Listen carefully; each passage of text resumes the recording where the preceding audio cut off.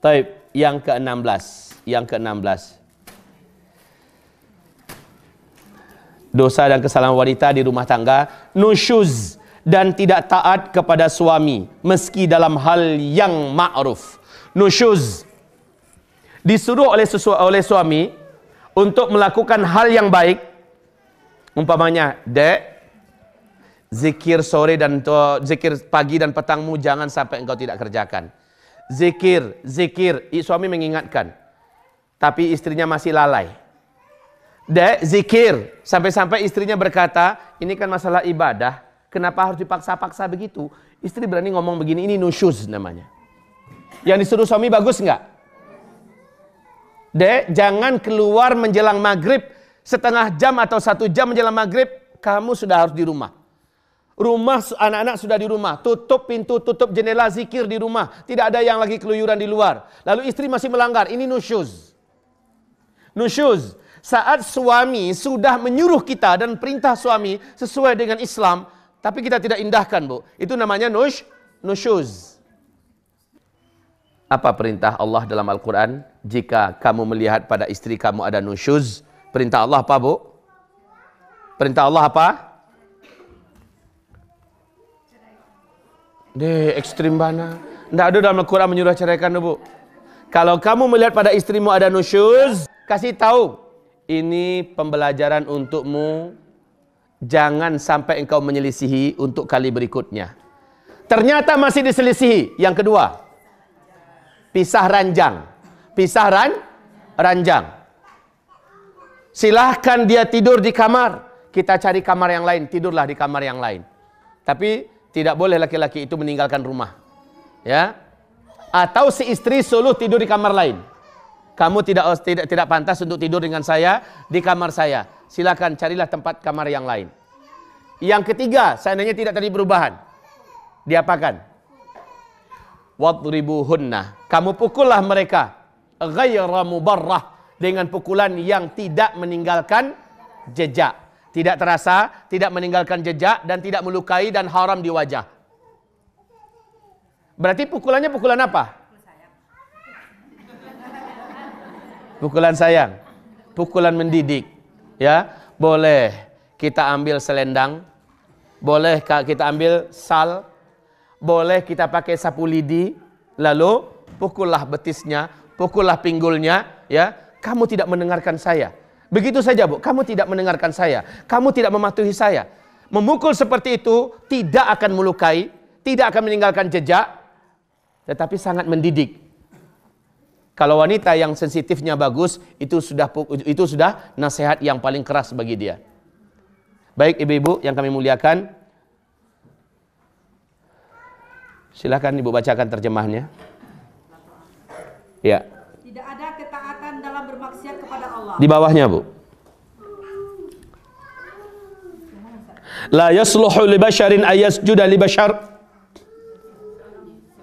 Ya, ya. Seorang manusia tidak layak bersujud kepada manusia lain. Kalaupun manusia layak bersujud kepada manusia yang lain, tentu aku perintahkan agar istri bersujud kepada suaminya, karena besarnya hak suami atas istri. Demi zat yang jiwaku berada dalam genggamannya, andai kata dari ujung telapak kaki hingga ujung kepala suami ada luka yang mengucurkan darah dan nanah. Jijik nggak ibu mendengarnya? Ibu cinta Rasulullah? Ibu sayang Rasulullah? Ibu ingin dapat syafaat Rasulullah? Ibu percaya dengan kata-kata Rasulullah? Ibu mau bersama Rasulullah kelak? Dan kata-kata Rasulullah kadang-kadang ada yang kayaknya berat atau menyakitkan. Ini salah satunya, Bu. Seandainya suamimu dari ujung kaki sampai ke ujung kepala luka, dan dari luka itu mengeluarkan darah dan nanah. Terus apa kata Rasulullah berikutnya?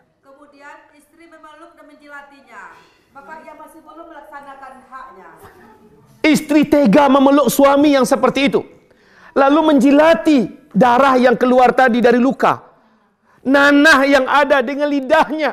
Itu belum bisa menyempurnakan membayarkan hak-hak dan kewajibanmu pada suamimu. Saking besarnya posisi yang Allah letakkan suami atas istri. Bagaimana berani seorang wanita melawan suaminya, meninggikan suara di atas suaminya. Bagaimana mungkin seorang wanita akan masuk surga sementara dia telah melukai hati suaminya? Beruntung benar ibu-ibu yang dapat suami orang soleh. Dan beruntung benar suami yang dapat istri wanita solehah. Karena tidak akan ada keributan dalam rumah tangga yang berarti. Kalau dia wanita solehah, suaminya marah, dia akan diam. Dia akan dengarkan. Dan dia akan cepat minta maaf. Kalau dia laki-laki soleh, dia akan cepat memaafkan istrinya tanpa harus terlebih dahulu menunggu istrinya minta maaf. Inilah dia pentingnya kita dari awal memilih pasangan yang solehah, istri yang solehah, suami yang soleh.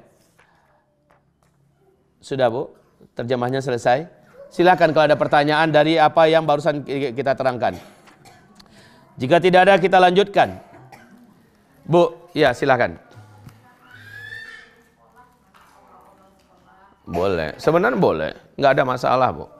Di gedung-gedung sekolah, ya, di aula-aula yang sifatnya milik publik untuk kemanfaatan publik. Tetapi kalau di hotel itu bukan, maaf, itu identik dengan gaya pernikahan ala Barat ya Bu ya. Dan itu pasti umumnya nih selalu menggunakan musik dan selalu ada wine, ada minum-minuman keras. Dan undangannya nanti Bu, kalau di hotel itu kelasnya beda loh Bu. Undangannya kelasnya beda. Dan orang yang datang juga rata-rata banyaknya orang jahiliyah. Afwan, semoga ibu-ibu semuanya di antara kita orang-orang yang pengajian ambil pelajaran yang serius ini ya Bu ya. Orang beriman tidak akan memilih hotel sebagai tempat.